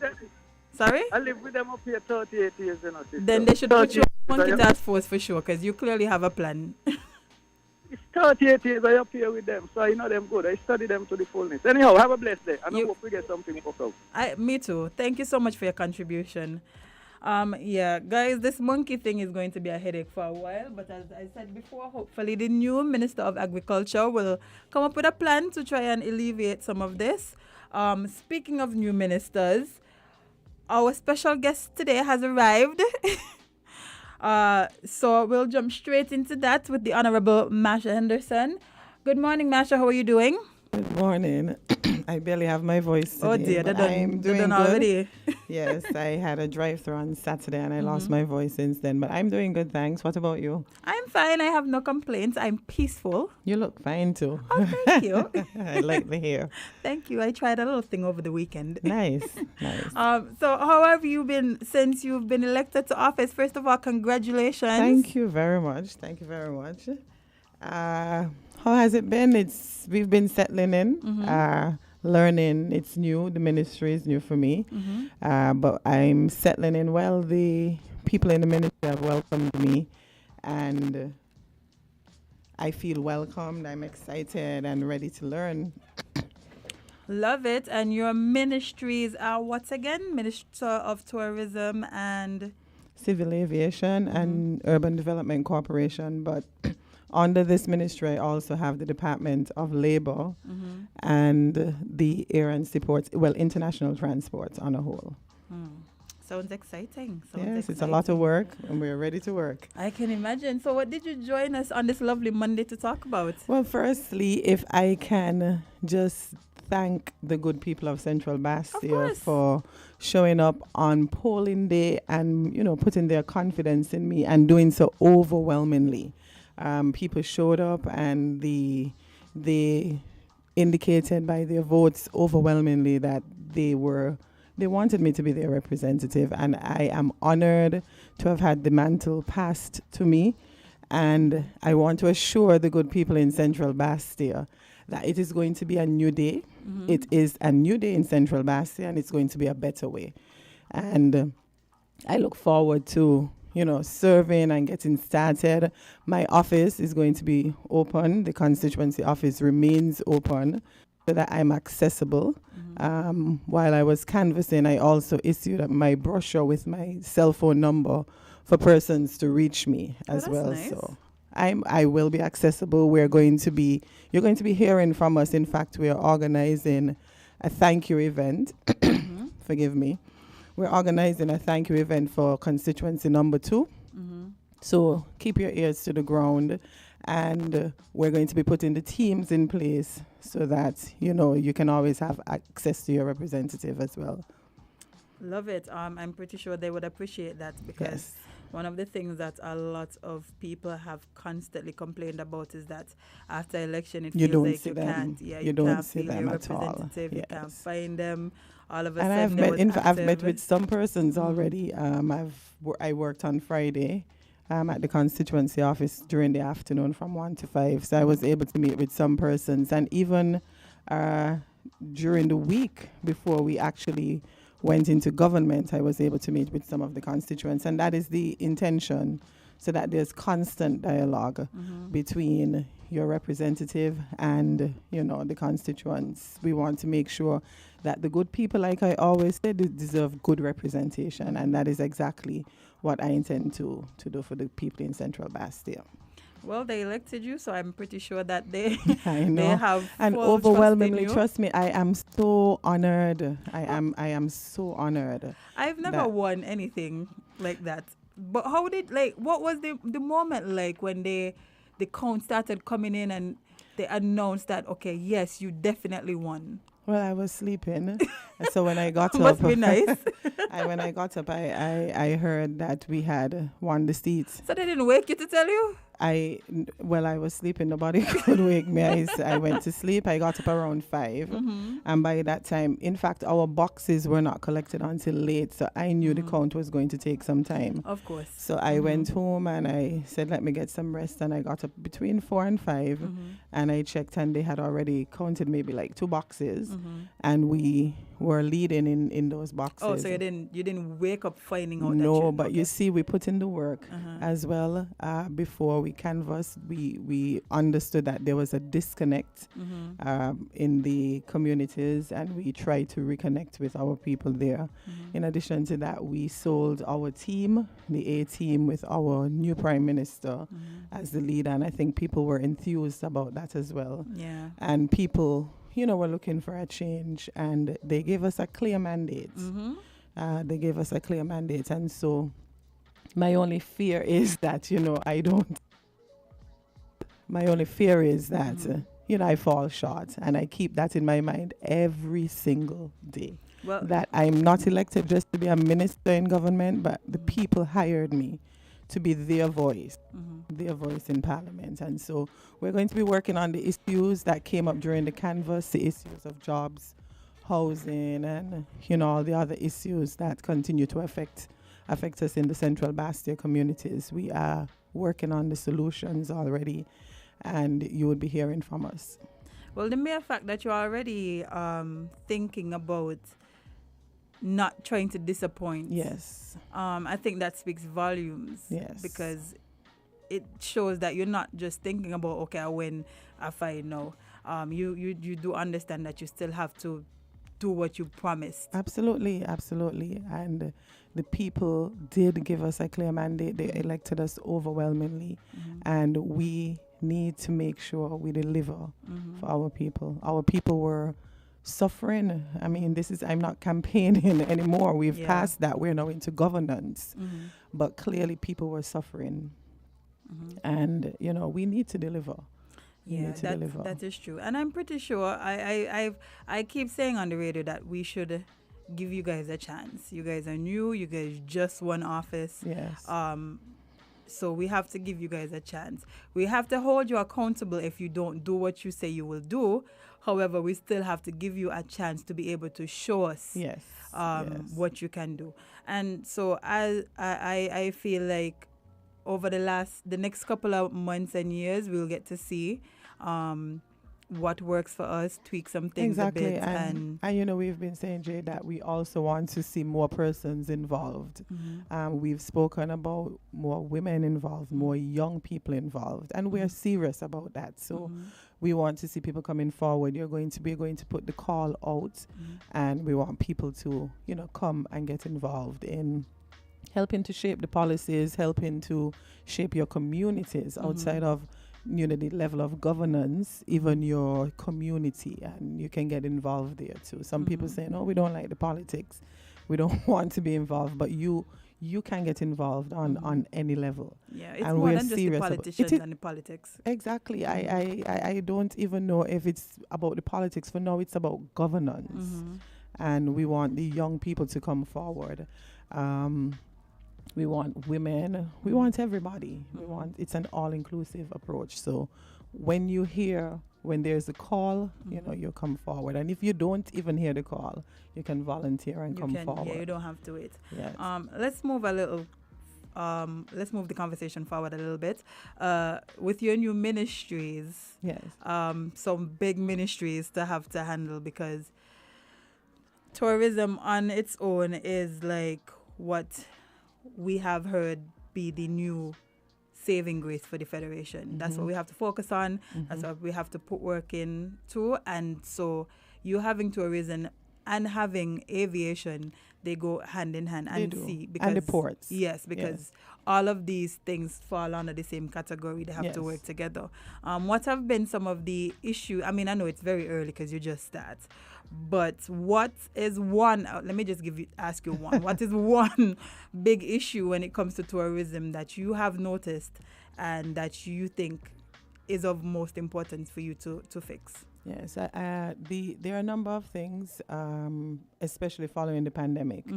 There is the issue that we need to have more flights coming in to help with the stayover. I think we are doing well in the cruise industry, and so persons come, they patronize the markets, the tour persons here, and the other shops and stuff. But then the hotels are saying they want people to stay over. We need to do more. We need to bring more flights in. We need to diversify the product as well. And there is the talk of agro-tourism. We have the eco park. There are a number of things that are being discussed so that we can make the product more appealing. I mean, they've done an excellent job at the ministry and the St. Kitts Tourism Authority. I met a competent team in place, and they have done an excellent job over the years. And so it's just to build on that now. I agree. They have done some really good work. And then to support the stakeholders, the taxi drivers, tour operators, just to make sure that our government continues to provide the support that they need, so that we can work together and collaborate on, exporting this tourism product, the best product. We just need to work together. I agree. People love coming here because we often hear them say how warm we are and all of these things. And it's all well and good to have these lots of ships coming in, but that season comes to an end. Yes. So we need to honestly work on getting other people to realize, okay, that not just only in the cruise season, but all year round, St. Kitts is a good destination for vacations, for staycations, for work entertainment. CPL is coming up. We just had music festivals. So the tourism product isn't mainly about the cruise industry. I mean, we've made a lot of money there, but we now need to work on the stayovers, and that involves all the stakeholders coming on board and, us having a consultation there. So I'm looking forward to meeting with them. In fact, I'm meeting with some tomorrow, and I'm eager to hear, what they would have to say. Well, I'm sure they have a lot. I'm sure they have a lot for you. And not only with the tourism side, but the aviation side. We know COVID completely demolished flights and all of these things. We don't have many people flying like they used to. And it is more than COVID, because before COVID, we had this issue of the flights being super expensive. We often hear people champion for interregional travel and all of these things, but the truth is we can't travel if we can't afford it. The taxes alone is another ticket. So we have created, our government as well has created a new portfolio for Dr. Denzel Douglas. His portfolio includes, amongst other things, economics and investments. So we are working on those things in terms of getting persons to invest here, the crew getting more airlifts out of St. Kitts. We are going to be working on those things. So keep your ears to the ground. The Civil Aviation Division, they enforce the regulatory part of the ports. So they just make sure that we are compliant with international standards, so that we meet the requirements for like TSA, and the other regional bodies to make sure that our ports are up to scratch and meet the standards that are required internationally. So since port falls under your portfolio, we've spoken here in England about the process at the ports. I'm not sure if you were able to hear any of that, but I've heard it elsewhere as well. So there's been a lot of dialogue and narrative on it and how it functions. Yeah, that's one area that I would really love to see some improvement in. Just how we deal with. So come forward, Jade. Come forward. I'm sure you have your ideas. Let me know how and how you would want to make your contribution. But we welcome, the contribution of all persons. That is going to be my approach, certainly. The port is governed by a board and the CEO, and we take recommendations. We want to hear from you how we can improve the service and all of that. So, okay, well, lovely to hear that. I'm pretty sure not only myself, but the listening and viewing audience would love to. Oh, you're viewing me, I hope. Yes, of course. Hello, everybody. You think you're coming here looking so fresh for nothing? Not hot like you, but still. Oh, stop. But yes, I'm pretty sure the listening and viewing audience is excited about what is to come. Somebody is asking if there are any plans to expand the airport to facilitate larger flights. Yes, definitely. That was even in place before I became the minister. So, yes. Oh, that's lovely. I actually was reading an article about another hub for Liat. Liat has this big issue right now, but I think they were looking at finding another place to have another hub for Liat to be able to facilitate travel between the airline, between the plates a little more easier. Because again, Liat is basically the only Caribbean airline that goes to plenty countries, but without them, we're struggling. And it has affected our regional tourism product as well. So we definitely need to have those things started out in terms of regional travel as well, not just airlifts, more flights out of the US, the UK and Canada, but also regional travel. That has been an issue. It has been because it's are literally easier to travel to Miami, sometimes cheaper to travel to Miami than to even travel sometimes to Barbados and Trinidad. And that is heartbreaking because it's literally like 5, 10, 15 minutes away. And we can't even say we're going to just take a trip to our sister country because of the prices. Like we need to shouldn't come up with the solutions. We know the issues. We need now to come up with the solutions. We do. And that's one thing I'm looking forward to as well. The fact that we can finally have a clear plan on how to fix this inter-regional travel issue that has been there for so long. Because again, it is ridiculous for us to not be able to just jump on a plane and go to Antigua or go to St. Lucia without having Jazz to break. Festival, go into the Dominica Creole Festival. Oh, I'm so jealous. I want to go. I want to go. So if we could get these things fixed, I think we could solve that issue of inter-regional travel in a big way. And we can see more people coming in and enjoying what we have here in St. Kitts and Nevis. And it helps with the stay over as well, So let's find the solutions. We're going to find the solutions. Yeah, I have some faith.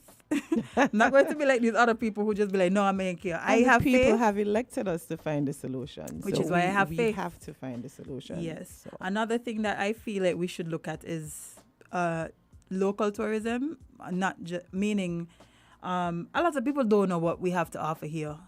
And I mean a lot of people who live here. Yes. Like they don't know what St. Kitts and Nevis has to offer them. They just feel like it's just, let's go to the beach, or let's go to a restaurant here and there for a birthday. But we have a lot of things happening. We take it for granted. We take it. But you see, the thing is, the tourism product is an export. So it's something we create here, we market it, and we sell it overseas.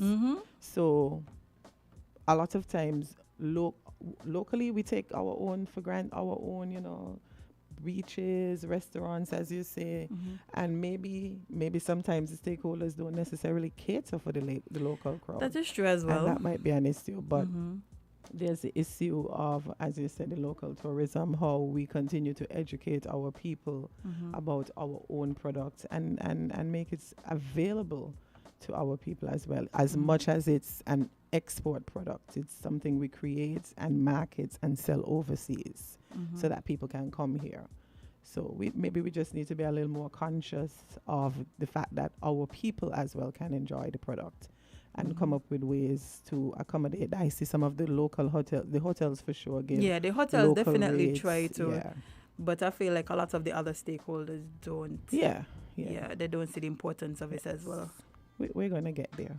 I love how you're talking, you know. I love how you're talking. They're going to say that they want to be supported so that it can be beneficial for them to accommodate the locals, you know. So they are going to probably want more concessions and those things. But those are discussions we can have. But the tourism authority, it's my first week, so I'm still being literally your briefed first week. Well, this is my second week, and I'm still, being briefed and understanding. And I understand that there is a lot being done as well on the local level.